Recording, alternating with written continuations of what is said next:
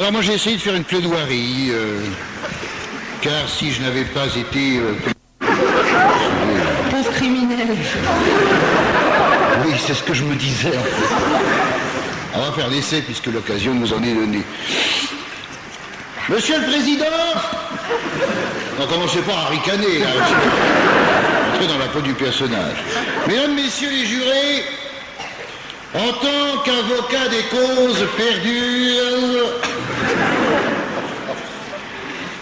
j'ai été commis d'office pour assurer la défense de Jean-Philippe Smet,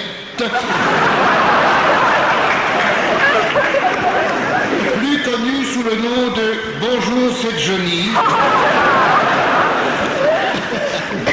et qui n'a pas pu venir aujourd'hui à la barre, puisque, comme chacun sait, il est en voyage de noces au long d'un long parcours qui doit le mener de Kodak chez Agfa,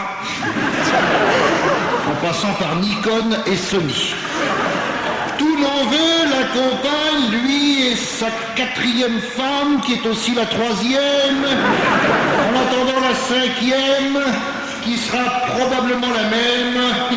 Et voilà, Monsieur le Président. Et ta gueule, l'avocat général, c'est moi qui cause.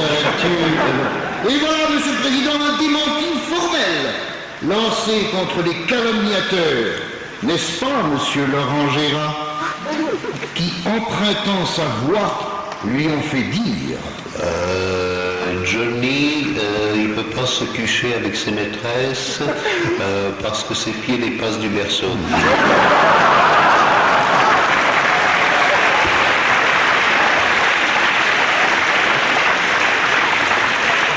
Oui, Monsieur le Président, je conçois que cette plaisanterie soit drôle, puisque j'en suis l'auteur.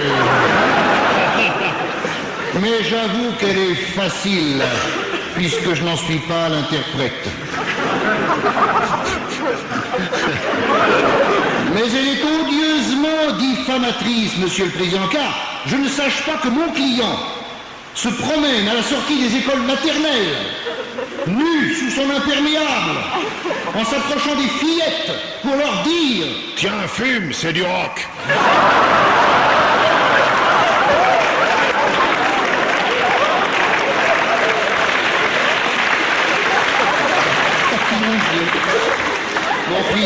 Mon client, Monsieur le Président, fréquente des femmes de tous âges. Ne le voit-on pas souvent photographié avec Régine, pour ne citer qu'elle. Seulement, voilà, Johnny se déplace en moto.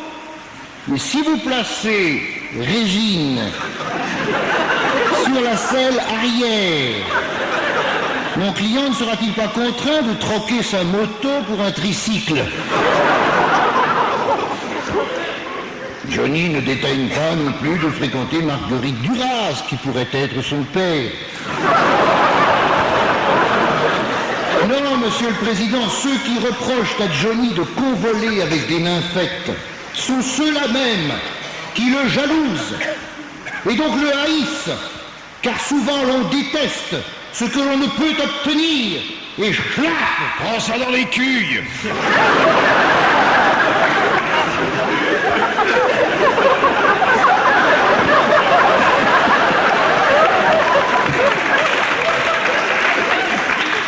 Pardon, Monsieur le Président, je m'emporte.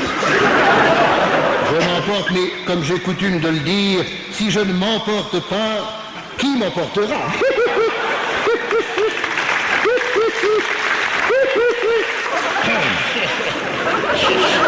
92 rit beaucoup.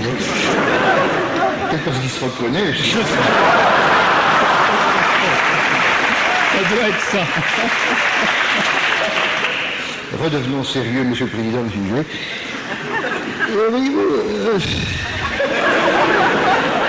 Non, mais sérieusement. Un jour que Sénèque était en train de philosopher sur le mont Tabor, un propédeute lui dit « Maître, j'ai 2 grands bœufs dans mon étable. »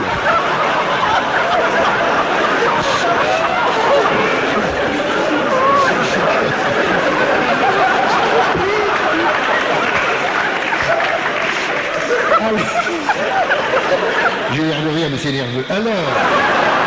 Alors Sénèque lui répondit en s'ouvrant les veines avec une coquille Saint-Jacques.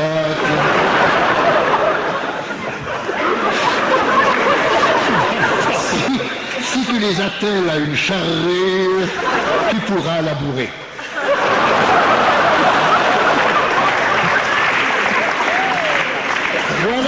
Voilà, Monsieur le Président, qui devrait nous faire réfléchir sur l'opportunité de dire n'importe quoi tant qu'on n'a pas la preuve d'être n'importe qui.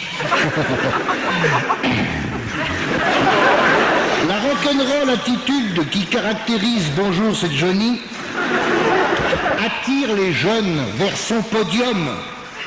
Un peu comme des jeunes qui seraient attirés vers un podium. Imaginez qu'au cours d'un séjour de Johnny à Bercy un soir, l'organisateur s'amuse à allumer les projecteurs sur Charles Dumont. Le public se jetterait sur les sorties de secours et ne resterait dans la salle que des fauteuils roulants, vides.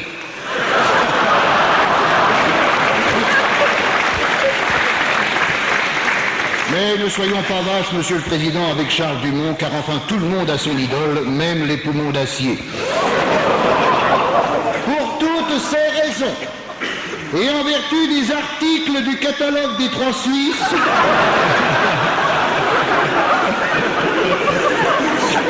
je requiers pour mon client non pas le bénéfice du doute, mais étant donné les nombreuses dépenses occasionnées par ces conquêtes, le doute du bénéfice. Rock'n'roll. Belle plaidoirie.